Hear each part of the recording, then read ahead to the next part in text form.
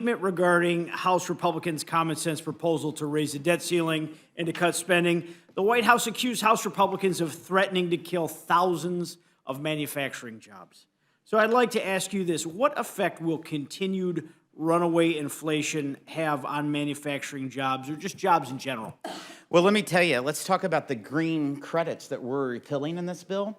These green credits are helping with manufacturing jobs, but manufacturing jobs in China, because the policies that this administration, with fake agreements and changing of rules, is violating even their own language in the Inflation Reduction Act, which will allow those tax credits to go to China and will not help the American worker or American manufacturing. So by us repealing these incentives will help us have more manufacturing jobs in the United States.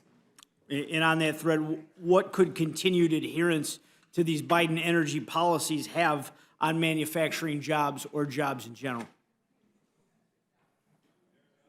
Just reiterate what I said. A lot of these green credits, the way that they are changing those rules through Treasury and also in their fake trade agreements, they are using it to help manufacturers in other countries, especially China. And correct me if I'm wrong, but it's true that many economists, analysts, and others at this point believe we are on the verge of a recession. Many economists will tell you that we are in a recession. And what effect would a recession have on those same manufacturing jobs or just jobs in general with the economy right now? It would have a devastating impact. Okay. And if you can, Mr. Chairman, would you mind remind us all here, how did we reach this point on the verge of a recession with anywhere from 5 to 6% inflation? It's called reckless one-party Democrat spending, a $10 trillion in new spending over the last 2 years. Inflation was 1.4%. 1.4% before they passed the American Rescue Plan. And then we've seen it rise 14.9%.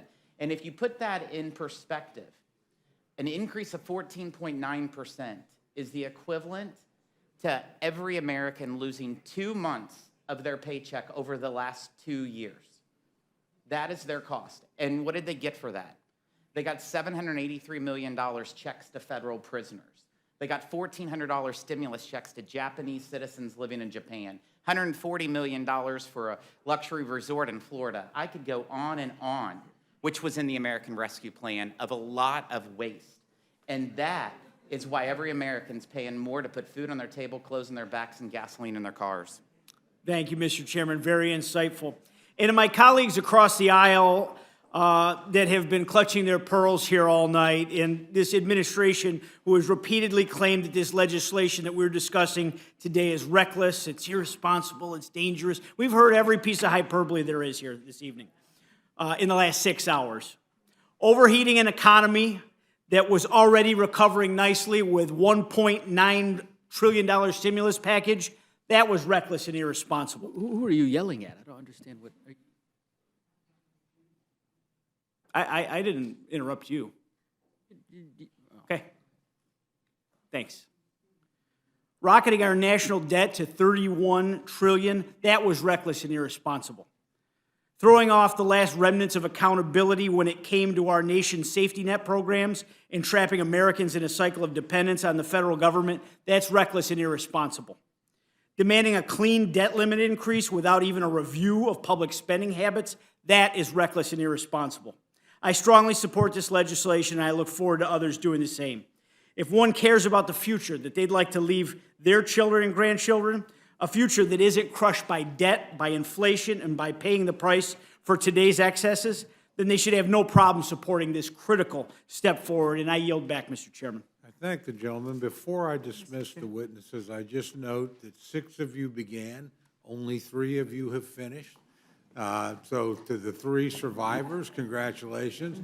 I also note that Mr. Smith was gone for a while on important business and has to be here later, but you had a lot of time away. It was really close between Chairman Arrington and Ranking Member DeLauro. But I think he nosed you out by about 10 minutes. Like 10 minutes, right? When Mr. McCarthy. But so you sort of get gold, the silver, and the bronze here tonight, and I thank you for your patience. I genuinely do. It's an important debate. I know we took a long time. My friend have a question? You know, I just, that Ms. DeLauro tried to be recognized a couple of times, and was not allowed to be recognized. She had her hand up again. I don't know. Well, to be fair, when people control the time, they control the time. So if they don't want to engage, that's up to the individual member. So, but, again, we tried to be generous with the time. I don't think very many people didn't get an opportunity to say whatever it is they wanted to say over the course of 6 hours.